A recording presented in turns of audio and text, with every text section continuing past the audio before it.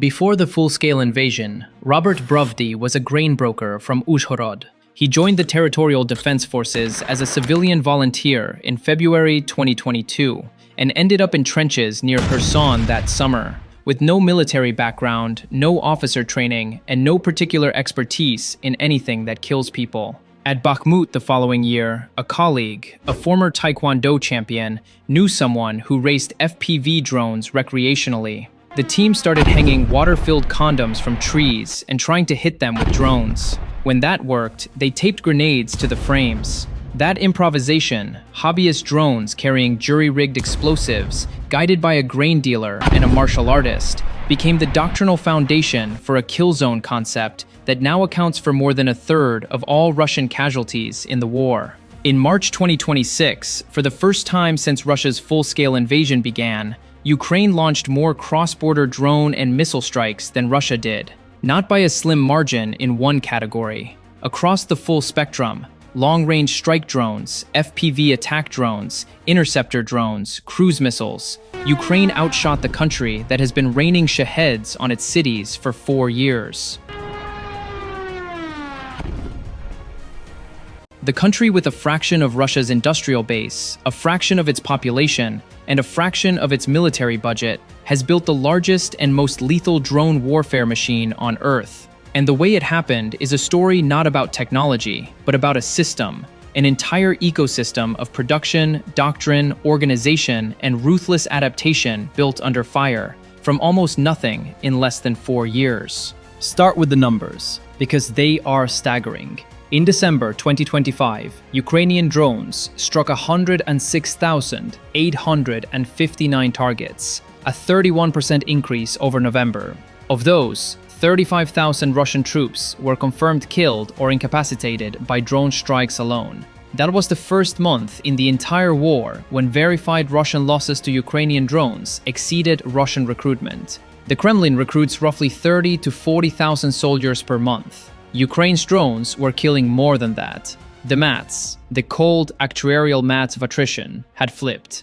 By early 2026, the pace accelerated further. Ukraine's unmanned systems forces plan to hit 50 to 60,000 Russian troops per month. Over a full year, that would amount to roughly half of Russia's entire force deployed in Ukraine. The number of long-range drone strikes doubled from late 2025. From 2 separate target packages per night to 4, with the number of drones per raid climbing from 50 to 70 aircraft to 100 to 200. In January and February 2026 alone, Ukrainian forces launched at least 110 strike packages against individual Russian targets. Refineries, ammunition depots, electronics factories, military bases, oil terminals, radar stations. On a single night in March, 389 Ukrainian drones were intercepted over Russia, the highest single night total in over a year. And those were just the ones Russia caught. Enough got through to set 4 oil storage tanks simultaneously ablaze at Primorsk, Russia's largest Baltic Sea export terminal.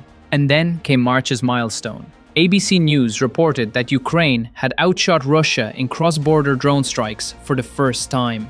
Ukraine's President Zelensky framed it bluntly. Never before in history has Ukrainian defense been so long-range and so felt by Russia. The country that spent 4 years absorbing swarms of Shaheds was now launching more than it received. To understand how Ukraine got here, you need to understand what it built, because what it built has no precedent. Ukraine is the first country in history to establish a dedicated military branch for unmanned systems. The Unmanned Systems Forces, the USF, were formally created in June 2024, given full legislative backing by Parliament in September 2024, and handed to Robert Brovdy as commander in June 2025. The USF is not an office within the Air Force. It is not an advisory group or a technology directorate. It is a full branch of the military, equivalent in status to the Army, Navy, and Air Force, with its own command structure, its own brigades, its own budget, and its own doctrine. No other country on Earth has done this. The USF currently comprises just 2.2% of Ukraine's total military personnel. That 2.2% is responsible for more than 35% of all confirmed destruction and damage to enemy targets. The cost per confirmed kill, by the USF's own accounting, is $878 in materiel. The exchange rate, drones for soldiers, runs at approximately 400 Russian casualties for every Ukrainian lost. These numbers have not been independently verified and should be treated with appropriate caution. But even if they are significantly overstated, the force multiplication ratio is unlike anything in modern military history. A sliver of the force is producing a third of the results. The doctrine that makes this possible is called the drone line, a concept Brovdi developed and championed before he became USF commander. The drone line brings together the 5 most effective drone assault units into an integrated kill zone system. The idea is to create a 10 to 15 kilometer deep stretch of territory in front of Ukrainian positions, where drones eliminate all enemy activity. Not some enemy activity, all of it. Vehicles, infantry, logistics, artillery, command posts. Anything that moves within the zone is detected, tracked, and engaged. Operators work 12-hour shifts in buried bunkers lined with screens, managing kill chains in real time. Teams operate 3 to 5 kilometers behind the front line, guided by battle captains at headquarters who see the entire sector simultaneously. The killing is industrial, the pace is relentless, and the zone keeps expanding. Recent reports suggest Ukrainian tactical drone operations now extend up to 150 kilometers behind the Russian front line. But the drone line is only the sharp end. Behind it sits the industrial ecosystem that feeds it, and this is where the story becomes genuinely historic. Ukraine's defense industry can now produce more than 8 million FPV drones per year. More than 160 companies, from large factories to garage-scale startups, manufacture drones across the country. The Brave One Defense Marketplace lists 1,343 drone models and variants available for military procurement. That is not a misprint. 1,343. To put that in perspective, there are 18 types of supersonic fighter jet in production worldwide. Ukraine has 75 times more drone variants in its marketplace than the world has fighter jet programs. This diversity is not chaos. It is evolutionary pressure applied at industrial speed.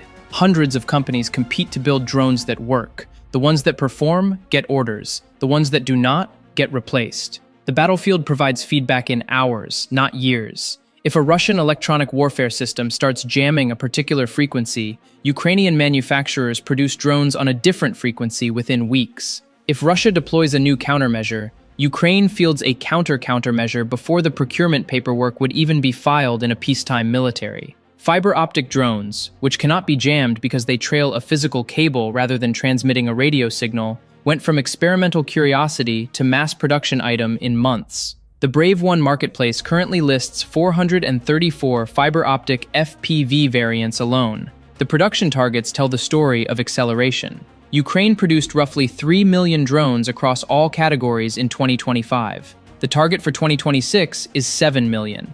Daily consumption on the front line already exceeds 10,000 systems and is projected to reach 19,000. These are disposable weapons, used once and destroyed.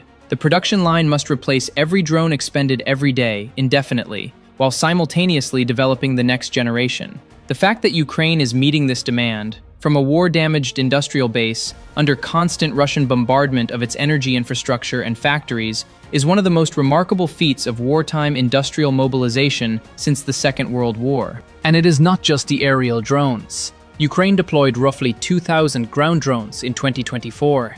In 2025, that number climbed to 15,000. By early 2026, more than 7,000 ground drone missions per month were being recorded, with a target of 10,000 per month, 120,000 per year. Unmanned ground vehicles are now conducting assault operations, prisoner captures, casualty evacuation, supply runs, and mine clearance. The first fully unmanned assault operations, combining aerial drones for reconnaissance and suppression with ground drones for the actual assault, have already been conducted.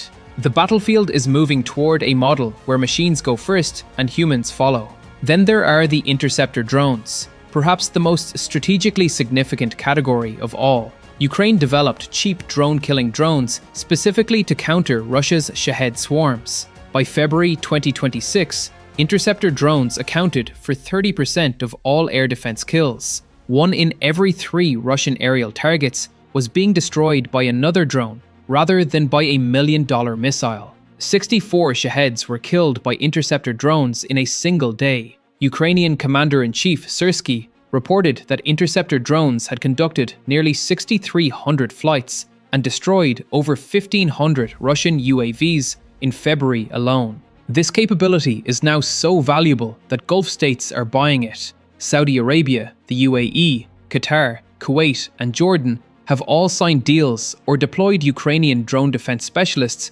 since the Iran war began. And then the Deep Strike campaign, which has quietly become one of the most effective strategic bombing campaigns in modern warfare. Ukraine is now producing its own cruise missiles, most notably the Flamingo, with a claimed range exceeding 1,800 miles. The An-116 Lyuty long-range strike drone conducts nightly raids deep into Russian territory. Combined with the massive FPV and medium-range drone fleet, Ukraine has built a multi-layered strike architecture that can hit a Russian soldier in a trench 3 kilometers from the front line and a Russian oil terminal 1,300 kilometers from the border on the same night with the same command structure using domestically produced systems. There is a dimension of this story that is easy to miss amid the production statistics and kill counts, and it may be the most important part: what Ukraine has done to Russian air defenses. Throughout early 2026, Ukrainian drone units, particularly the 412th Nemesis Brigade and the Asgard Battalion, have been systematically hunting and destroying the Russian air defense systems that were specifically designed to stop drones.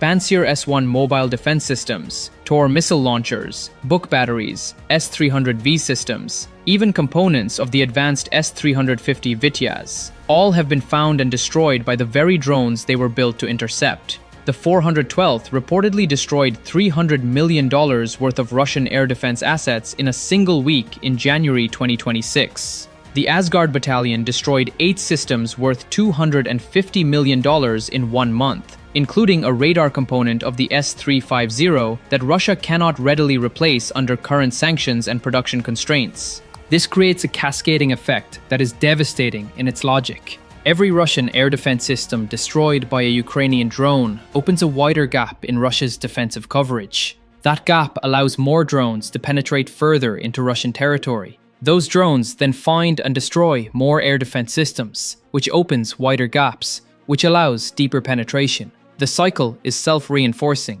Russia's military-industrial complex cannot replace these systems as fast as Ukraine is destroying them. The shield is being dismantled by the very weapons it was designed to stop. A Russian analyst quoted in open-source reporting described this as the fundamental problem. The systematic destruction of surface-to-air missile systems and radar stations is happening at such a pace that the Russian military-industrial complex does not have time to compensate for the losses. The rear is being left without cover. This is where the drone war stops being a tactical story and becomes a strategic one. Ukraine is not merely deploying more drones than Russia, it is using those drones to dismantle the systems that protect Russia's rear areas, its oil infrastructure, its ammunition factories, its logistics hubs, its military bases. And as those defenses thin, Ukraine's long-range drones penetrate further, strike more accurately, and inflict more damage. The attacks on Primorsk and Ust-Luga,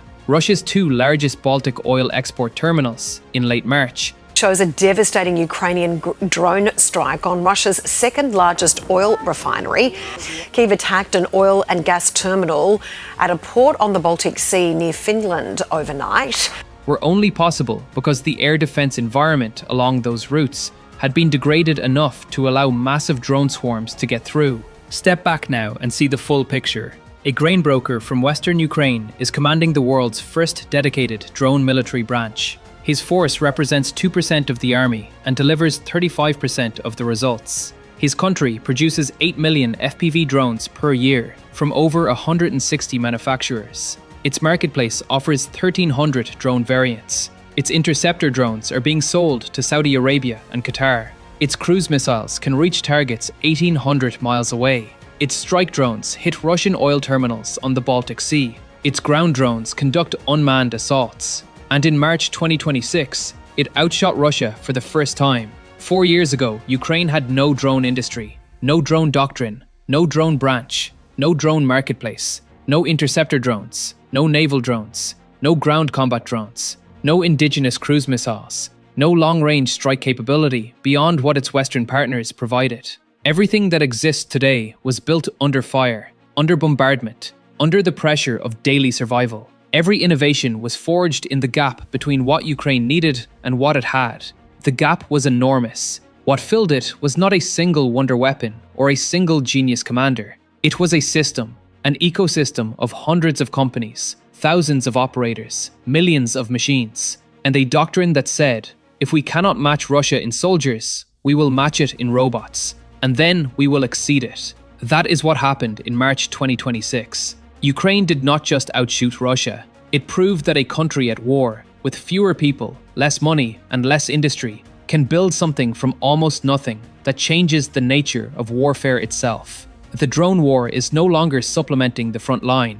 It is the front line. And the country that figured that out first is the one that was fighting for its life. Brovdi told NATO generals at Wiesbaden last summer that his crews could replicate a Pearl Harbor scenario against the base in 15 minutes from 10 kilometers away. He framed it as a courtesy warning. It was not an empty boast. During Estonia's Hedgehog 2025 exercise in February 2026, approximately 10 Ukrainian drone operators rendered 2 NATO battalions combat ineffective in a controlled training scenario.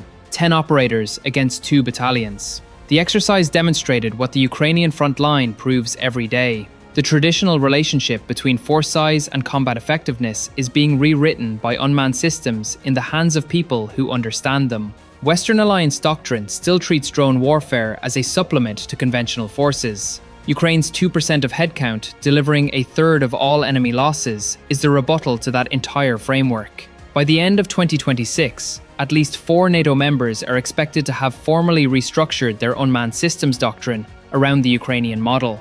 The rest will spend the next decade explaining why they did not. The question is no longer whether drones have changed the war. It is whether the rest of the world has understood how much.